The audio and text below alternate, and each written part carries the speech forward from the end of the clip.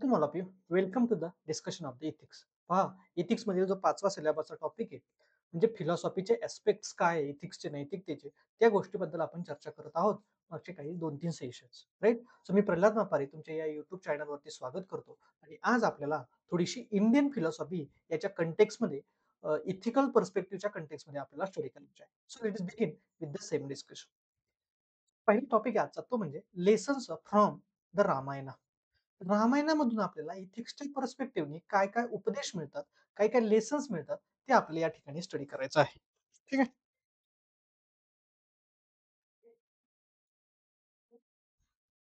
ठीक आहे. चला लेट्स. पहिलं ट्रुथ ट्रिम्स म्हणजे काय?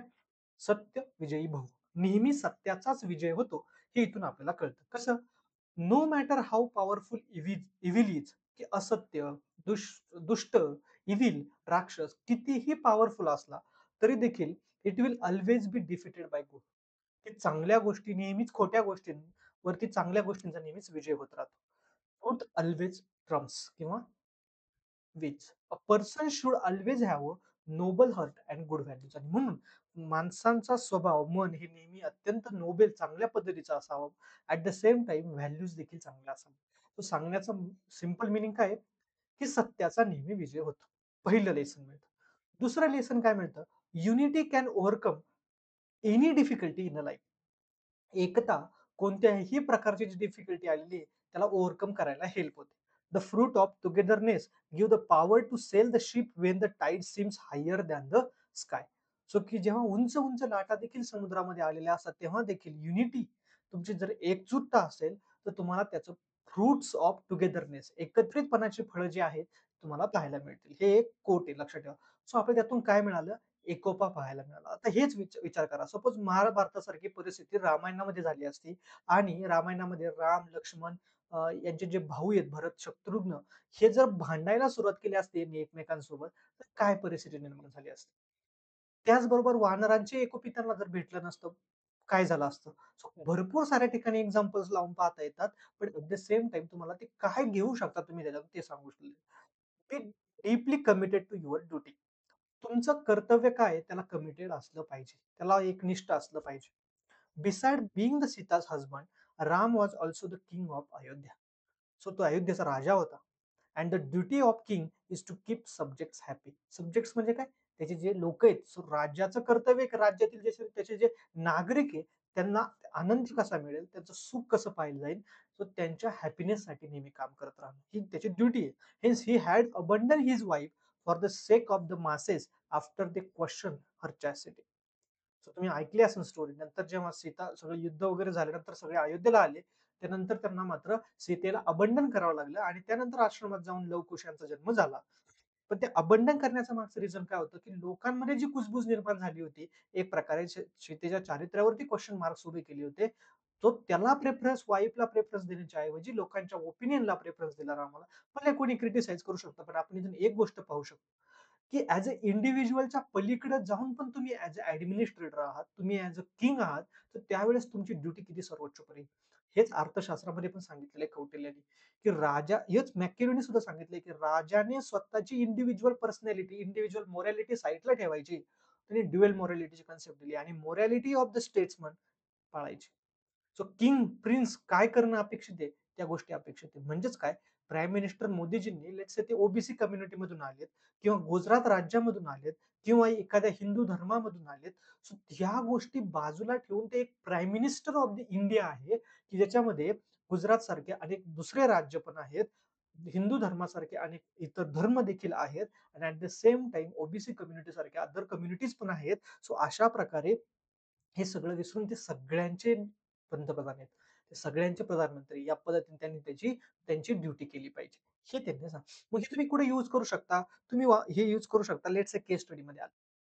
सो केस स्टडीजमध्ये सांगितल्याप्रमाणे तुम्ही लिहू शकता ॲज अ ॲडमिनिस्ट्रेटर. मग केस स्टडीमध्ये बऱ्याच वेळा तुम्हाला दिलेलं असतं, ॲज अ म्युनिसिपल कॉर्पोरेशन तुम्ही काय कराल? फॉर एक्झाम्पल कमिशनर तुम्ही काय कराल? सो लेट्स एक्झाम्पल एक, तुम्ही प्रोजेक्ट इंजिनियर आहात आणि तुम्ही सीनियर इंजिनियर आहात आणि एक पुलाचं कन्स्ट्रक्शन करायचं. त्या पुलाच्या कन्स्ट्रक्शनसाठी इलेक्शन जवळ आल्यामुळं गव्हर्नमेंटचा प्रेशर आहे, की टाईममध्ये कंप्लीशन झालं पाहिजे, जेणेकरून इलेक्शनच्या आधी त्याचं इनॉग्रेशन होऊ शकतं. सो त्याचं इनॉग्रेशन होऊ शकतं, जेणेकरून सरकारला त्याचं क्रेडिट घेता येईल. ॲट द सेम टाईम तुम्हाला हे पण लक्षात आलं, नोटीसमध्ये आणून देण्यात आलं, की त्याच्यामध्ये एका पुलाचं काम सॉरी एका कोणता पिलर असेल एटसेट्रा थोडंसं कामाची क्वालिटी ढासळल्यामुळे कदाचित तो इन लाँग टर्म आपण जर ते रिपेअर म्हणजे आत्ताच रिपेअर करून तो पूल जर कंप्लीट केला नाही किंवा ते रिपेअरिंगचं काम केलं नाही, जे क्वालिटी जिथं खराब झाली आहे, तो पाडून पुन्हा एकदा पुन्हा चांगल्या पद्धतीने उभा केला नाही, तर लाँग टर्ममध्ये तो पूल कधीही कोसळू शकतो. परिणामी जीवितहानी, वित्तहानी आणि त्याच वेळेस सरकारची बदनामी देखील होऊ शकते.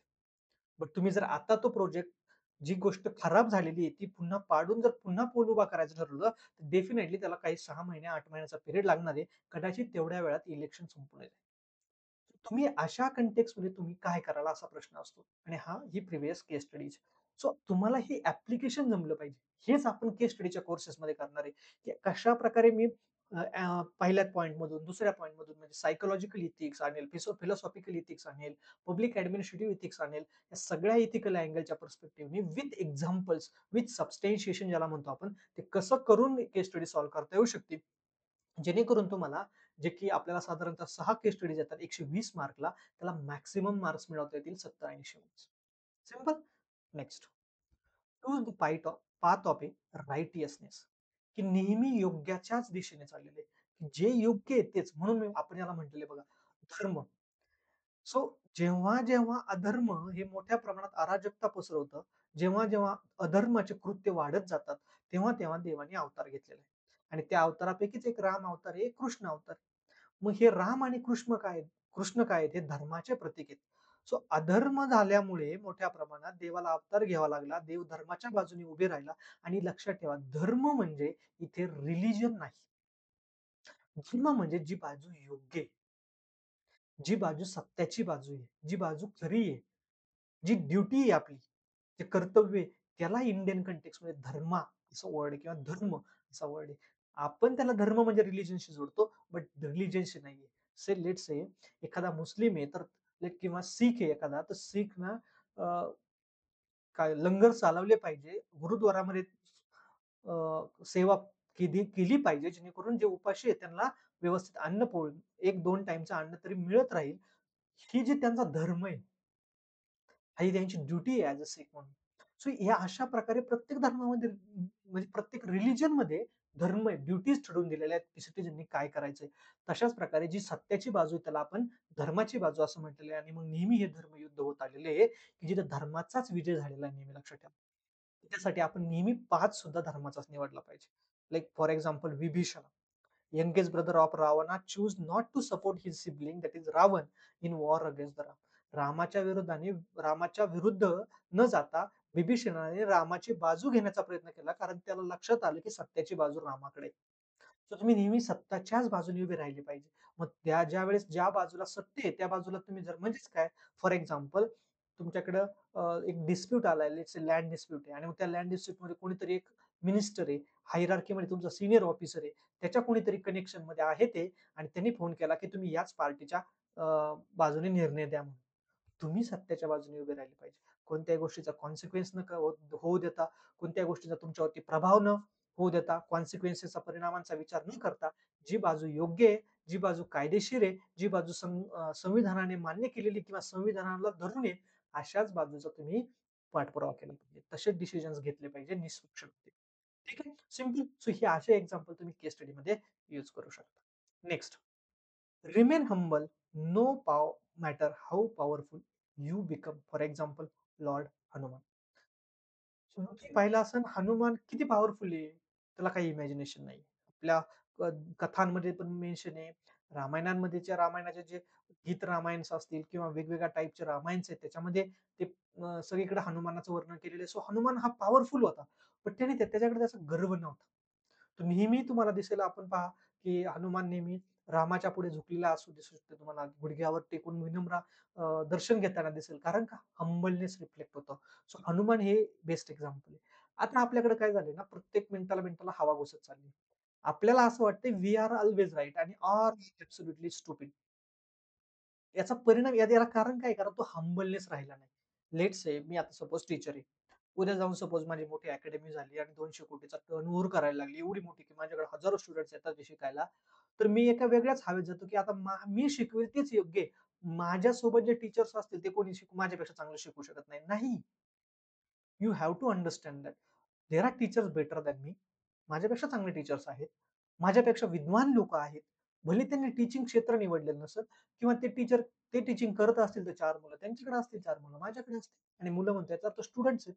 इथंच नाही, हे पॉलिटिक्समध्ये पण लागू आहे, की मी मुख्यमंत्री झाल्यानंतर किती पॉवरफुल झाल्यानंतर एकदा किती कृतज्ञ असला पाहिजे का कृतज्ञता व्यक्त केली पाहिजे. मी पंतप्रधान झाल्यानंतर काय केलं पाहिजे. या सगळ्या गोष्टी त्या एका कॅटेगरीमध्ये येतात, हंबलनेस. तुम्ही असं म्हणतात ना, power comes with responsibility. And for the responsibility, you should have to be, have to have a humbleness. So तुम्हाला तो हंबलनेस, विनम्रता असली पाहिजे, नम्रता असली पाहिजे तुमच्याकडं. Power corrupts, absolute power corrupts absolutely and hence absolute powers requires more humbleness than the power requires humbleness. So जर तुमच्याकडे सत्ता आहे, ताकद आहे आणि त्यामुळे तुम्ही जर करप्ट आहे आणि जर तुमच्याकडे ती निरंकुश सत्ता आली तर तुम्ही निरंकुश करप्ट होणार आहे, ॲब्सोल्यूट करप्ट होणार आहे, 100% करप्ट होणार आहे. तर तुमच्याकडे ती निरंकुश सत्ता आल्यानंतर जास्त हंबलनेस आला पाहिजे. हा सत्तेचा गर्व नको, सत्तेचा माज नको. नाहीतर महाराष्ट्राची जनता तुम्ही पाहिलं इलेक्शनच्या कंटेक्स्टमध्ये तर जागा दाखवून द्यायला घाबरत नाही. लोकं आता तेवढे स्मार्ट झाले. फॉर एक्झाम्पल, मी थोडंसं 2 मिनिटं डायव्हर्जन घेतो, म्हणजे तुम्हाला कंटेक्स्ट समजेल. मला आज एक पण असा सांगा, की विधानसभा 2024 ला कोणी सांगू शकतं, हू इज गोना विनर? कोण विनर आहे? नाही सांगू शकत. आता मी ज्यावेळेस हा रेकॉर्ड करतोय त्यावेळेस अजून विधानसभेचे इलेक्शन झालेले नाहीये. कोणी तुम्ही राजकीय विश्लेषक उचकून बघा, तो कॉन्फिडेंटली सांगू शकत नाही, कॉन्फिडेंटली, की हेच येतील म्हणून. The reason being that's how elections are become. की तुम्ही लोकांना ग्रांटेड घेतलं. तुम्ही कधी पार्टी चेंज केल्या, तुम्ही पार्टीज डिव्हाईड केल्या, तुम्ही डिफेक्शन्स केले, पक्षांतर केले खूप वेळा. तर लोकांना ग्रांटेड घेतल्यामुळे लोकांनी तुम्हाला तेच धडा शिकवण्यासाठी तुम्हाला एजवर आणून सोडले, की तुम्हाला दाखवून देतो. सांगून दाखवा मला, की हे जिंकल म्हणून. प्रत्येकजण टेन्शनमध्ये आहे ना, त्याला रिझन हे. असं ठीक आहे. नेक्स्ट. एव्हरीवन इक्वली, समानता असली पाहिजे. Lord Rama treated everyone equally and that's how he earned the love and the respect among everyone. When Shabari offered him the already tested berry fruits, he ate them without giving a second thought. He was always kind and humble to the people. We should toe in her to this quality. We should always treat everyone with equality and should not discriminate on the basis of state, sex, age, caste, etc. सांगण्याचं उद्दिष्ट काय? Equality असली पाहिजे. रामाने सर्वांना equally treat करण्याचा प्रयत्न केला. अगदी त्याचप्रमाणे. Please keep a good company. तुमच्या सोबतची भोवतालची लोक चांगली असायला हवी. आणि हे लाइक काळी दगडावरची पांढरी रेषा असं समजून चाला. द रिझन बिंग बऱ्याच गोष्टी डिपेंडंट आहे. तुमचा ॲटिट्यूड काय आहे? तुमचं लेट्स से प्रिपरेशनचा कंटेंट घेतला. तुम्ही प्रिपरेशन योग्य करताय की अयोग्य करताय? अ, तुमचा माइंडसेट काय आहे? तुम्ही मोटिव्हेटेड आहात का नाही? तुम्ही करू शकता की नाही? त्यासाठी चांगली लोकं तुमच्या सोबत हवी असली पाहिजे. आणि म्हणून आजकाल लेट्स से म्हटलं जातं की मेंटरशिप असू द्या. द रिझन बिंग मेंटरशिपच्या माध्यमातून कुणीतरी एक डेडिकेट करणारा, तुम्हाला पुश करणारा, तुम्हाला पॉझिटिव्ह बोलणारा, तुम्हाला एक प्रकारे मोटिव्हेट करणारा, at the same time strategy गोष्टी देणारा, त्या गोष्टींबद्दल डिस्कशन करणारा, आपलं पुढं काय चुकतंय, आपलं योग्य काय या गोष्टींबद्दल आपल्याला ओपनली सांगणारा, असा एक कुणीतरी पर्सन इंडिव्हिज्युअल पाहिजे असतो. कारण का आतापर्यंत ह्या भूमिका जनरली आपले मित्र, सीनियर्स करायचे. फॉर एक्झाम्पल लेट्स से मी एखाद्या कॉलेजमधून आलाय आणि माझा ज्युनियर आहे इथे आणि मग तो जर मला अप्रोच होतोय, की "दादा ठीक आहे, तुम्ही इंटरव्ह्यू दिले तेवढे सारे, की मला थोड्याशा गोष्टी सांगा." तर मी सांगतो जनरली. पण ही जी पिढी आहे ना, जशी-जशी दिवस चाललेत, तशी ह्या पद्धतीचे ॲक्सेस लोकांकडे राहिलेले नाही, की तो जेन्युइनली काही गोष्टींवरती देईल किंवा तुम्ही त्याच्या संगतमध्ये नाहीये. परिणामतः तुमच्या प्रिपरेशनमध्ये भरकटत चाललाय. तुम्हाला आयडिया नाही काय चाललंय, काय होतंय एटसेट्रा.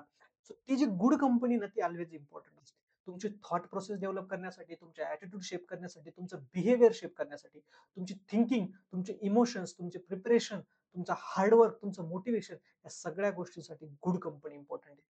आणि ह्या सगळ्या गोष्टी कशातून रिफ्लेक्ट होतात? तुमच्या बिहेवियरच्या माध्यमातून. बिहेवियर म्हणजे काय? तुम्ही 12 सपोज आपल्या सभोवताली 2 मित्र आहेत आपले, ते 12-13 घंटे अभ्यास करतात. आपण 2 दिवस करू 5 घंटे. तिसऱ्या दिवशी आपल्याला देखील मोटिव्हेट होईल. 5 घंट्याच्या ऐवजी 7 घंटे कसं करेल मी? 7 घंट्याच्या ऐवजी 9 घंटे आणि एक दिवस 12 घंट्यापेक्षा जास्त कसा करेल? त्यांच्यापेक्षा जास्त कसा करेल? कॉम्पिटिशन नाही, ते मोटिव्हेशन आहे, ते गुड कंपनीमधून येतं. म्हणून मी सांगत असतो मेंटरशिपचं रिझनच हे, की इट्स नॉट अबाउट एक्सप्लेनिंग हे वाचा आणि ते वाचा आणि ते नाही. It's beyond that. It's that confirm that you have in a good company. So तेच इथं सांगण्याचा प्रयत्न केलेला आहे. सो सो रामाच्या बाबतीत सांगायचं झालं, त्यांनी सांगितले, की राम कशाप्रकारे चांगली संगत होती, लक्ष्मणाची होती. लक्ष्मण कशाप्रकारे रोल आहे त्याचा. क्वीन कैकेयी कशी होती. राणी कैकेयी असल्यामुळे त्याचा काय परिणाम झाला. राणी कैकेयीची जी संगत होती, त्याचा काय परिणाम झाला. 14 वर्षाच्या वनवासात काय भोगावं लागलं, ह्या सगळ्या गोष्टी इथं दिलेल्या आहेत. सो हे झाले रामायणातून आपल्याला काय धडे घेता येतील. दुसरा पार्ट आहे तो म्हणजे महाभारतातून आपल्याला काय मिळते. म्हणजेच काय भगवद्गीतेमधून आपल्याला काय-काय गोष्टी मिळतात. सो भगवद्गीता. पहिलं pleasure and the work. Let the fruit be the purpose of your actions, and therefore you won't be attached to not doing your duty. It lay more weight on duty with commitment than with the destination. See, means and end theoryला तुम्ही इथं connect करू शकता. Meaning, pleasure and the work याच्यामध्ये तुम्हाला काय निवडायचंय तर pleasure नाही तर वर्क निवडायचंय.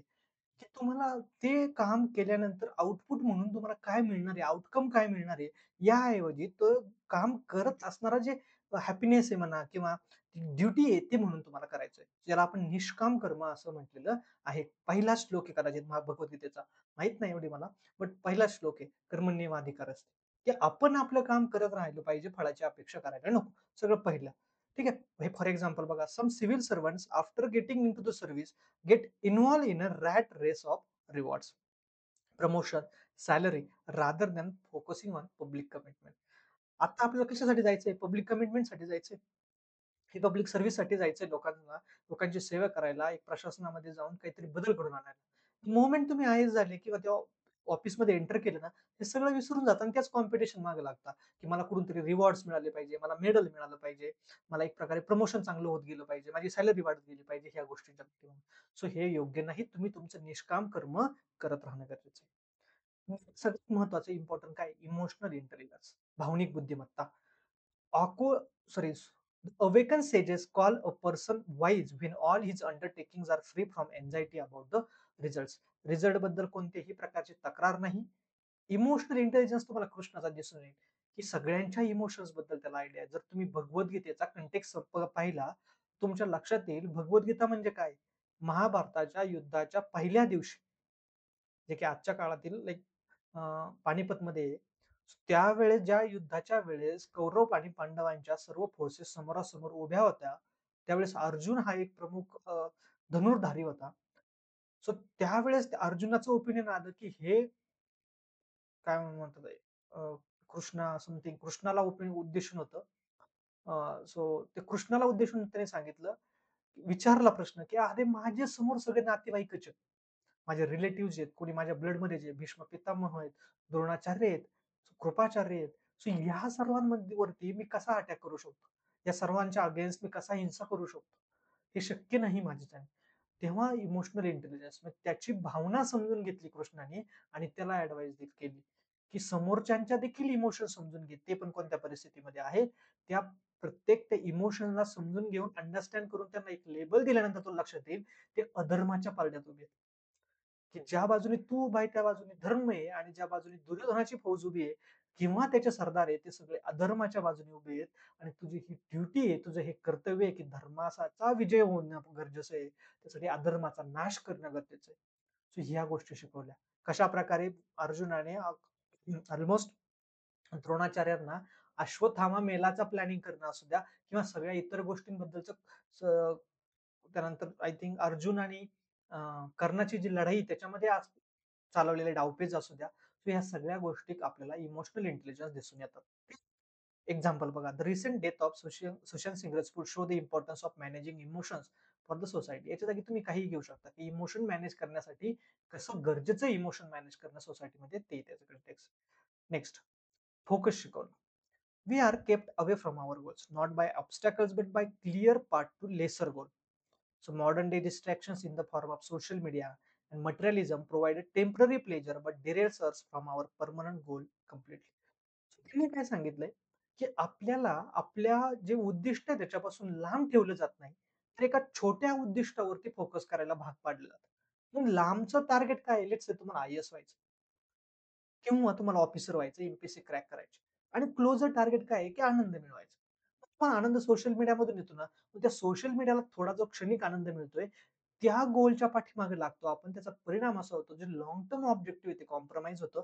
म्हणजेच we lose lose our focus, की आपल्या ते जे लक्ष असायला पाहिजे ना, जे कॉन्सन्ट्रेशन ते नाही. म्हणून मी म्हणत असतो, प्रिपरेशन जगायला शिकायचा अर्थ काय? फोकस करा प्रिपरेशनवर. तुमचं चालणं, बोलणं, उठणं, बसणं, जेवताना सगळं फक्त विषय असला पाहिजे प्रिपरेशन आणि प्रिपरेशन आणि प्रिपरेशन. तेव्हा त्याला म्हणू शकतो आपण फोकस ते. ठीक आहे. नेक्स्ट सेल्फलेसनेस, निस्वार्थीपणा. Gift is a pure when it is given from the heart to the right person at the right time without expecting anything in return. Selflessness म्हणजे काय? रिटर्न मध्ये काही नकोय ही अपेक्षा. For example modern culture of huge donation, NGO, कदाचित काहींचं expectation असेल, काहींचं नसेल पण बऱ्याच वेळा सेल्फलेस काम केलं जातं. Truth alone TRIMS. पुन्हा एकदा सांगितलं, सत्याचाच विजय होतो, नेहमी लक्षात ठेवा. एक्झाम्पल बघा, skin colour is a biological phenomenon while race is a social phenomenon. की मानवाच्या स्किनचा जो कलर आहे तो व्हाईट आहे का ब्लॅक आहे का ब्राऊन आहे का ग्रे, हे एक प्रकारे बायोलॉजिकल फिनॉमिनन. बट रेसिझम जे तयार करण्यात आलेले आहे ना, कृष्णवर्णीय, ध्रुववर्णीय, हे मात्र सोशल फिनॉमिनन आहे, सामाजिक घटक आहे. But western rulers try to mask this truth. But Gandhi's movement in South Africa against the apartheid at the end proved race just being a social construct. मग नेल्सन मंडेला असू द्या, गांधीजींचं काही चळवळी असू द्या साऊथ आफ्रिकेमध्ये, यातून अंतिम सत्य हेच समोर आलं, की जे रेस आपण वर्णद्वेष तयार केलेला आहे, वर्णभेद तयार केलेला आहे, हा मोर ऑफ एक सामाजिक करार आहे किंवा सामाजिक कृत्य आहे. नाही की याच्या मागे कोणतं सायन्स आणि हे नॅचरल आहे. ठीक. सो हे इसेन्स आहे भगवद्गीतेचं. ठीक आहे. सो हे रामायण आणि भगवद्गीतेचे सार मी तुम्हाला थोडक्यात सांगितलं. आजचं लेक्चर थोडंसं शॉर्ट असेल, टाईम अभावी, हरकत नाही. उद्याच्या लेक्चरमध्ये आपण डिस्कस करणार आहोत बुद्धा आणि कौटिल्य.